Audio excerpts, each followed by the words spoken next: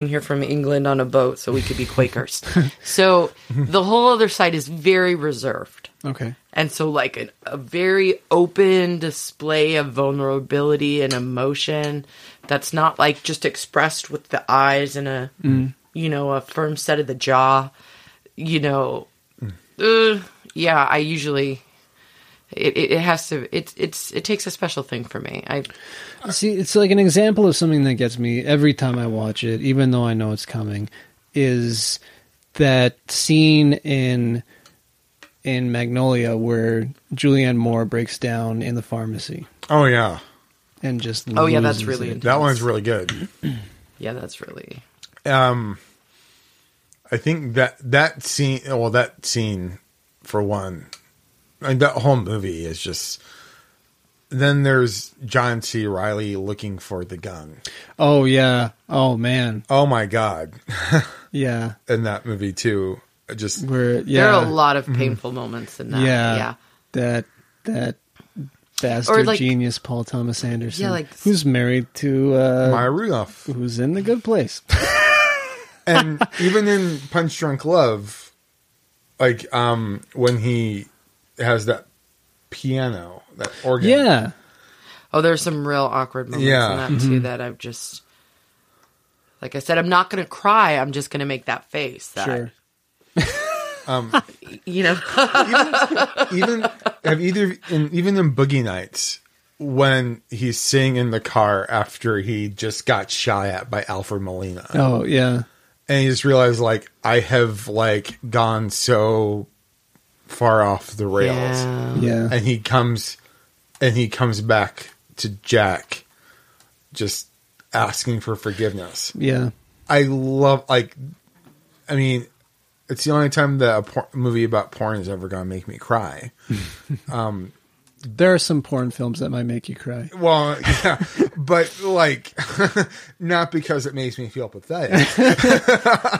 Yeah, I'm, I actually, we actually have almost gone 2 hours, so I want to wrap this up. Yeah. But I do want to, since we're talking about John C. Reilly, mention how much I want to see his portrayal of, is he Oliver Hardy? Laurel and Hardy. Yeah. So Stan Laurel, is he Stan or is he Oliver? He's the fat one. Yeah, he's the fat one. But I just watching him kind of like the little bits that I've seen, and I haven't actually seen anything with sound, but just kind of watching his performance in the trailers of his ability to kind of have this sad visage while he is trying to make people laugh. It looks just like an incredible performance. Have you listened to the Steve Coogan interview on Maron? Yes. Oh. When he sings Mr. Cellophane in Chicago. Mm-hmm. That's why that movie should have won Best Picture. That was, it did for win me, Best Picture, didn't it? That was the moment of that film. Yeah. He's an incredible performer. Yeah. Yeah. Mm-hmm. But I was always more of a Marx Brothers fan than a Laurel and Hardy fan. So that's something that I saw at a young age that also stuck with me. We had a discussion I saw Night at the Opera pretty young, and I saw Day at the Races, and those two, and then I saw Duck Soup a little bit later. But those two, I was really young when I saw that, and those films that I was seeing really informed my sense of humor a lot. The Marx Brothers and Woody Allen stuff, and seeing the Katharine Hepburn and Cary Grant stuff, that fast talking like His Girl Friday kind of thing.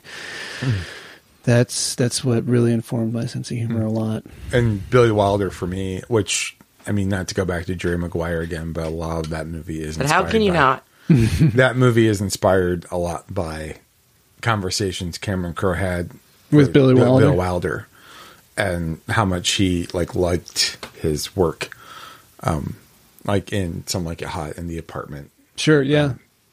Again, great films. The Apartment is a fantastic film. God. But let's go ahead and put a pin in this and wrap it up under 2 hours. And let's which every time I look at the time, I'm surprised. This is how we do these marathon shows, is that we just go on riffs, and I look at the timer, and I'm like, wow, we've been talking for that long, and we've talked about 5 minutes of the episode. But we weren't talking about Yeah, but Darcy Carden, if you're listening, have your people call my people. I'll get you a trophy. Yes. Yep. So there's a trophy going to Darcy Carden, winner. And what would you like people to know and follow for you and YabYum? Oh, my. Wow. Well, you can go to yabyumwest.com, kind of get a whole overview of our work there. Mm-hmm. We also do a number of podcasts like... Prize Fighting Kangaroo. One of my favorites. Which is a movie and cinema podcast. The Mortician's Daughter, which is a 15-minute monthly meditation on the macabre. Oh, hey, do you have another podcast coming up? Perhaps a fictional one of sorts? We have a new podcast coming out this year called Confessions from the Nocturne Nebula. Yay. That is a science fiction space noir serial drama. Which sounds awesome. I'm really looking forward to that. Yeah, it's going to be 6 episodes long, and we'll be doing that later this year, so we're really excited to have that come out. Now, I heard approximately 1 minute of this podcast. We actually have 2 episodes in the can right now as we speak. We're finishing the 3rd one this coming weekend. We had a bit of an issue with our sound engineer. Had an injury, and so it kind of threw off our production schedule, but it's sounding really good, so we're really excited to share that when it's available. I'm sure we'll be in touch with you. I have a Stitcher Premium membership, and so now I have access to all these old BBC radio shows, and I was re-listening to for the umpteenth time, but it's probably been about 10 or 15 years since I listened to it, but the original Hitchhiker's Guide to the Galaxy radio show. And so listening to that, I'm like, I could use more of that sort of serial audio, with the special effects in the background and all that. Yeah, I love that stuff. So I'm really looking forward to it. Yeah, me too. We'll have a humdinger for you. Nice. And, you can follow everything at What the Fork Pod. We have for sure a Twitter account, and I think we have an Instagram account that I'm bad at updating. We have an Instagram? Do we? Shit.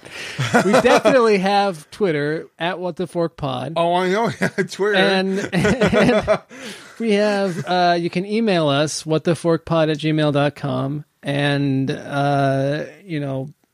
don't be like Carly. Interact with us. Please, yeah. Was I not interacting? No, you were interacting. No, you just were fine. Don't listen to Jason. But you're not. We want people to interact with us as they're listening to the show. So email us, tweet at us, do all that kind of thing. So I'm giving you a hard time. He is. Oh, is that what's He's happening? giving you a hard time. So I failed. We're wrapping this up under 2 fucking hours. All right. So. But yeah, we'll be back in probably just a couple of weeks to start season 2. We're gonna really be diving back in starting in February. So look forward to that. In the meantime, recommend us to your friends and subscribe to the podcast and rate and review us anywhere you listen to us. It all helps out very much. Season 2 is going to be fun because as I declared on Saturday evening, I am going to start reading Infinite Jest. Yeah, I think. Well, I am not. I might listen to it. Trying to end the show in under 2 hours, and it's at the wire. He says the end of Infinite Jest. So by the end of season 2, I should be 5 pages in. Probably, especially having 2 young kids. Well, if you could do all the footnotes at the same time, then definitely.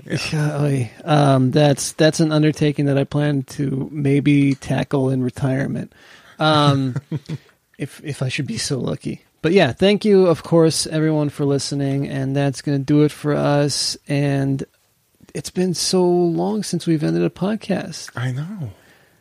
How did we end it? How we end so long, Fork Buddies? Oh, keep it sleazy. Oh, keep it sleazy, Fork Buddies. Man, it did not sound organic. It did not sound organic. It did not sound organic. But yeah, all right.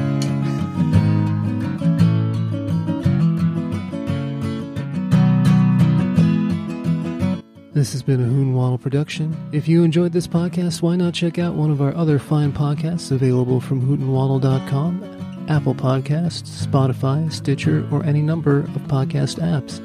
If you'd like to support Hoot and Waddle and get access to an exclusive member-only podcast, receive discounts on merch, and more, go to patreon.com/hoot and waddle.